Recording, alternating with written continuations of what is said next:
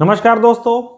Economic terms बहुत बारीक होती हैं, उनमें छोटे छोटे फर्क होते हैं कई शब्दों के अंदर जो आम आदमी को नहीं पता होते। इन्हीं सबको लेकर एक सीरीज हमारी वीडियो की चल रही है जिसमें आज हम आपको बताएंगे कि इनकम और प्रॉफिट के अंदर क्या फर्क है। पिछले वीडियो में हमने बताया था इनकम और रेवेन्यू के अंदर क्या फर्क है, लेकिन आज का वीडियो है इनकम वर्सेस प्रॉफिट। चलिए शुरू करते हैं।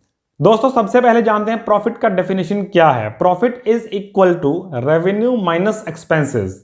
जब हम एक्सपेंसेस की बात कर रहे हैं रिगार्डिंग द प्रॉफिट, तो पर्टिकुलर किसी आइटम को प्रोड्यूस करने के लिए, उसको ट्रेड करने के लिए जो आपके खर्चे आ रहे हैं वो सारे खर्चे यहाँ पर लेस होंगे। आपने कोई नया प्रोडक्ट बनाया है, उसकी एडवर्टाइजमेंट आपने की है, उसमें खर्चा आया है, तो नेचुरली वो भी इसके में से लेस होगा। तो जो रेवेन्यू आपने किसी प्रोडक्ट में से लिया उसमें से ये सारे खर्चे लेस करने के बाद जो नेट आपका अमाउंट आता है दैट इज कॉल्ड प्रॉफिट। लेकिन इनकम इससे कुछ अलग है, इनकम इससे हटके है। Income is called net income over a period of time. अब क्या फर्क है दोनों के अंदर के?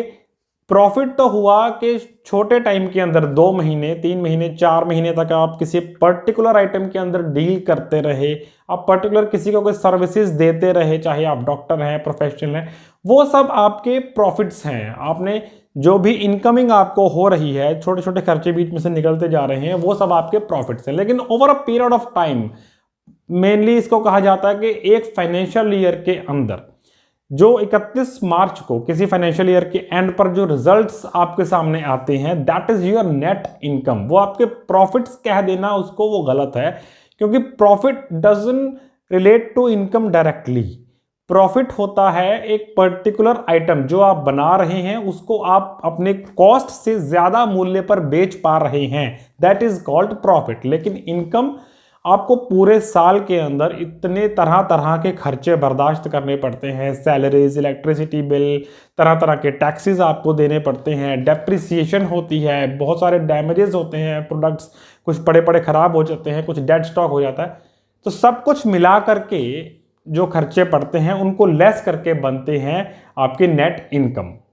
इसे एक छोटे से एग्जाम्पल के जरिए समझने की कोशिश करते हैं कि मान लीजिए किसी प्रोडक्ट का कॉस्ट है आपका 1000 रुपये, लेबर उसके ऊपर आपको पड़ रही है 200 रुपये और ट्रांसपोर्टेशन कॉस्ट पड़ रहा है 50 रुपये।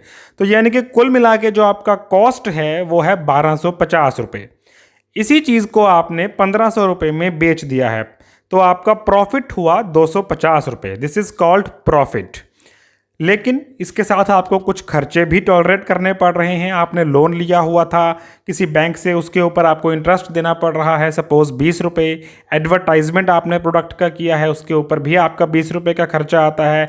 कोई लीगल फीस है, इनकम टैक्स है, काफ़ी सारे और खर्चे हैं, डेप्रिसिएशन है, वो सब मिलाकर आपको 60 रुपये का खर्चा और पड़ रहा है। कुल मिला के 100 रुपये का आपको एक साल के अंदर खर्चा बर्दाश्त करना पड़ता है। तो उस 250 प्रॉफिट में से आप ये 100 रुपये घटाएंगे, बचेगा आपके पास 150 रुपया, जो कि बोला जाएगा कि आपकी इनकम है। ये आपका प्रॉफिट नहीं है। प्रॉफिट आपका 250 रुपये था, ये 150 रुपये जो आप बचे हैं साल के अंत में, इसे कहा जाएगा आपकी इनकम। आज के वीडियो में इतना ही। फिर भी अगर आपके कोई सवाल हैं तो आप नीचे कमेंट बॉक्स में जाकर पूछ सकते हैं। वीडियो को लाइक करें, चैनल को सब्सक्राइब करें। डिफरेंट मूड्स के साथ बने रहने के लिए शुक्रिया।